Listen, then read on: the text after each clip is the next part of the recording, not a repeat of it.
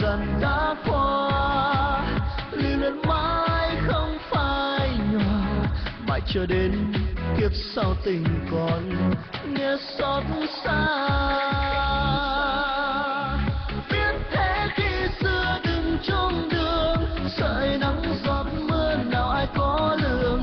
Ánh mắt đôi môi càng bé bàng, tình đắm tình say tình đã lỡ làng.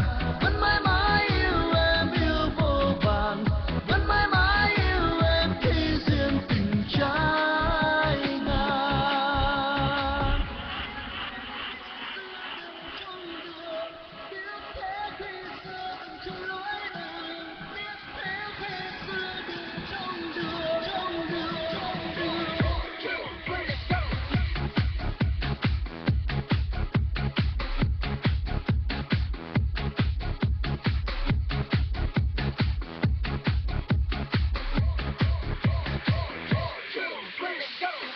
Biết thế khi xưa đừng chung lối đường, sợi nắng giọt mưa nào ai có lường.